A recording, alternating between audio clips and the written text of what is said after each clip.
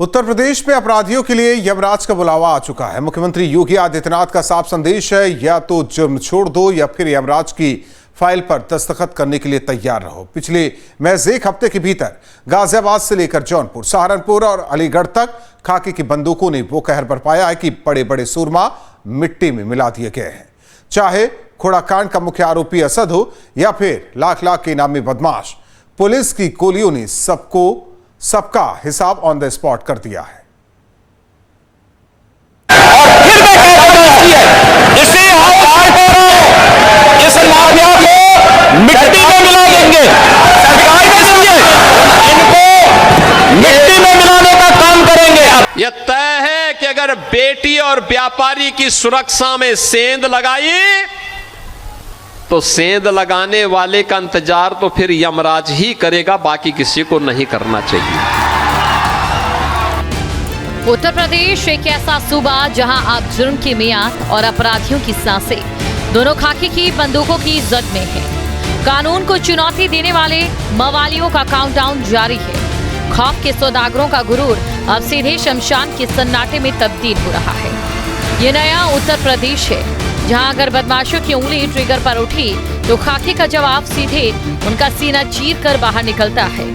कोई समझौता नहीं, कोई रहम नहीं, सिर्फ और सिर्फ मुकम्मल इंसाफ।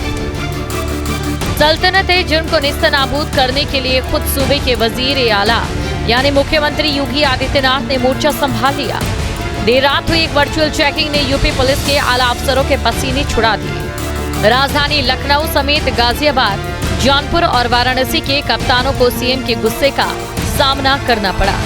राजधानी में दिन दिहाड़े हुए गोलीकांड पर मुख्यमंत्री का पारा 7वें आसमान पर पहुंच गया। एक्शन ऐसा हुआ कि बैठक खत्म होते ही पूर्वी जोन के 2 थानेदारों को सस्पेंड और लाइन हाजिर कर दिया गया, जबकि एसीपी को उनके पद से बेदखल कर दिया गया। संदेश साफ है, सुस्ती का वक्त खत्म हो चुका है, अब सिर्फ नतीजे चाहिए। आखिर मुख्यमंत्री के इस रौद्र रूप की वजह क्या थी? उसकी बानगी देखिए 27 मई की इस खौफनाक वारदात में।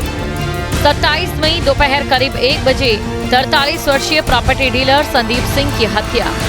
मोटरसाइकिल सवार 2 शूटर्स ने सरेरा मारी गोली। आरोपियों की तलाश में 4 टीमें गठित, सीसीटीवी खंगाल रही पुलिस। तारीख 27 मई, वक्त दोपहर के ठीक 1 बजे, लखनऊ का व्यस्त पीजीआई इलाका। जौनपुर का रहने वाला 43 साल का प्रॉपर्टी डीलर संदीप सिंह जैसे ही कली पश्चिम इलाके में मौजूद अपने दफ्तर के लिए निकला, घात लगाए बैठे 2 मोटरसाइकिल सवार जल्लादों ने उसे गोलियों से भून डाला। सरेरा संदीप सिंह खून से लथपथ होकर गिर पड़ा और अस्पताल में उसने दम तोड़ दिया। इस दुस्साहस ने यूपी पुलिस की साख को चुनौती दी थी, जिसके बाद खुद मुख्यमंत्री ने इस केस का संज्ञान लिया और आरोपियों के खात्मे के लिए पुलिस की 4 स्पेशल टीमें जमीन पर उतार दी गई। उत्तर प्रदेश के तमाम इलाकों में पिछले कुछ दिनों में हुई आपराधिक घटनाओं को लेकर मुख्यमंत्री योगी आदित्यनाथ बेहद नाराज दिखे। यही वजह है कि मुख्यमंत्री योगी आदित्यनाथ ने अधिकारियों के साथ वीडियो कॉन्फ्रेंसिंग के जरिए कानून व्यवस्था को लेकर चर्चा की। उन्होंने कुछ अफसरों पर नाराजगी भी जताई कि अपराध नियंत्रण को लेकर फील्ड में अफसर काम नहीं कर रहे हैं, जिसके बाद 2 ऐसे इंस्पेक्टर थे जिन्हें लाइन हाजिर कर दिया गया लखनऊ में, और इसके साथ ही पूरे प्रदेश की पुलिस तेजी के साथ सक्रिय हुई। उत्तर प्रदेश के तमाम इलाकों में एनकाउंटर और गिरफ्तारियों का दौर चला और उसके बाद अफसरों ने यह तय किया है कि अब उत्तर प्रदेश में एक बार फिर अपराधियों के खिलाफ विशेष अभियान चलाया जाएगा। मुख्यमंत्री ने कल ही ये सलाह दी थी कि पूरे प्रदेश में एक मुहिम शुरू की जाए जिसमें जो अपराधी हैं उनके खिलाफ कार्रवाई हो। अगर पुलिस को लगातार अपराधी चैलेंज कर रहा है, उस पर गोली चला रहा है, तो पुलिस एनकाउंटर से भी पीछे न हटे। बकरीद के दिन नाबालिग सूर्य चौहान को चाकू से गोदा। हिंदूवादी संगठनों और परिवार का थाने पर जोरदार प्रदर्शन। फरार चल रहे मुख्य आरोपी असद को पुलिस ने घेरा। आत्मसमर्पण की जगह चलाई गोली, जवाबी फायरिंग में ढेर। अपराध की दुनिया में खुद को खुदा समझने वाले बदमाशों को शायद ये इल्म नहीं था कि खाकी का इंसाफ कितना बेरहम होता है। गाजियाबाद के खोड़ा इलाके के नवनीत विहार में बकरीद के पवित्र दिन एक सनसनीखेज वारदात को अंजाम दिया गया।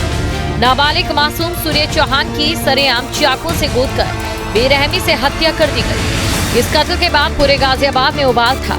हिंदूवादी संगठन और पीड़ित परिवार सड़कों पर थे, इंसाफ की गुहार लगा रहे थे। पुलिस पर भारी दबाव था। 3 आरोपी तो पकड़े गए, लेकिन इस खूनी खेल का मुख्य किरदार असद लगातार फरार चल रहा था, लेकिन उसकी फरारी की मियाद बहुत छोटी थी। गाजियाबाद के इंदिरापुरम इलाके में पुलिस और स्वाट टीम ने असद को चारों तरफ से घेर लिया। खुद को मौत के जाल में फंसता देख असद ने पुलिस पर गोलियां बरसाई, लेकिन पलटवार में खाकी की बंदूकों ने वो आग उगली कि असद वहीं ढेर हो गया। मासूम सूर्य चौहान के हत्यारे का हश्र भी वही हुआ। ये यूपी में हर दुर्दांत अपराधी का हो रहा है। पुलिस द्वारा लगातार इस मामले में असद जो मुख्य आरोपी था उसको खोजने के लिए टीमों का गठन किया गया, दबिशें लगातार दी गई। हालांकि इस पूरे प्रकरण में एफआईआर दर्ज पहले ही कर ली गई थी और 3 जो आरोपी थे, जो नेम थे, उनको पुलिस द्वारा गिरफ्तार कर लिया गया था, लेकिन असद फरार था। असद पर पुलिस द्वारा 50,000 का इनाम रख दिया गया और देर रात कॉम्बिंग लगातार जारी थी। तभी पुलिस को इन्फॉर्मेशन मिली कि असद अपने साथी के साथ एक बार फिर खोड़ा थाना क्षेत्र में अपने दोस्तों से मिलने आ रहा है। कुछ पैसे लेकर वो यहाँ से भागने की फिराक में था, लेकिन पुलिस ने उसे घेर लिया और उसके बाद यहाँ की ये तस्वीर जो आप देख रहे हैं, इंदिरापुरम थाना क्षेत्र के अंदर इसी जगह पर पुलिस के साथ असद की मुठभेड़ होती है। मुठभेड़ में क्रॉस फायरिंग में एक पुलिस कांस्टेबल घायल होता है, जिसे अस्पताल में भर्ती कराया जाता है, तो वहीं असद को भी गोली लगती है। लेकिन जब उसे डॉक्टर के पास लेकर जाया जाता है, डॉक्टर द्वारा उसे मृत घोषित कर दिया जाता है। स्पॉट आप देख सकते हैं जहां पर असद के साथ पुलिस की ये मुठभेड़ हुई थी। फॉरेंसिक टीम भी यहां पर पहुंची थी। हालांकि इससे पहले भी 3 लोगों को पुलिस ने गिरफ्तार कर लिया था, जिनके नाम नवाब, फरहान और आतिफ हैं। तो वहीं असद और उसका साथी फरार चल रहा था। उत्तर प्रदेश में अपराधियों के लिए कोई स्थान नहीं है। जो अपराध करेगा उसको पुलिस से मुकाबला करना होगा। जो सरेंडर नहीं करेगा वो निश्चित रूप से इस अंजाम को भुगतेगा। उत्तर प्रदेश सरकार कानून से कार्य करती है, कानून अपना काम करेगा। एक एक अपराधी को उसके की सज़ा मिलेगी, कानून सम्मत मिलेगी और किसी को बख्शा नहीं जाएगा। बहुत दुखद घटना हुई और लेकिन यहाँ की जनता ने संयम बरता, सांप्रदायिक माहौल को बिगड़ने नहीं दिया गया और पुलिस ने अपनी तत्परता दिखाते हुए कार्रवाई, कठोर कार्रवाई भी की है। तो ये योगी सरकार में अगर कोई अपराधी खुला नहीं छूट सकता, तो किसी को छोड़ा नहीं जाता है। एक बार ये फिर से साबित हुआ है। सरकार, मोदी, योगी और सब पुलिस डिपार्टमेंट और हमारे मीडिया वालों ने जो मेरी आवाज़ ऊपर तक पहुंचाई, उन लोगों को हम धन्यवाद करना चाहते हैं। जो मेरे बच्चे को इंसाफ दिलाया, खून के बदले मुझे खून चाहिए था, मुझे मिल गया और अभी और भी बाकी है। जैसे कहते नहीं है कि कोई गुनाह करता है, गुने के वाले के साथ गुनहगार रहता है तो उसका भी नाम होता है। जैसे हमारे बेटे के असद ने चाकू भोंका था, किसी ने चाकू पकड़ाया था, किसी ने उसके हाथ पकड़े थे, ऐसे उनका भी इनकाउंटर होना चाहिए और सबके घरों पर बुलडोजर चलना चाहिए। यूपी में एनकाउंटर कोई इत्तेफाक नहीं, बल्कि खाकी का वो मुकम्मल अभियान है, जिसके तहत पिछले महज 1 हफ्ते के भीतर लाखों के इनामी बदमाश मिट्टी में मिला दिए गए।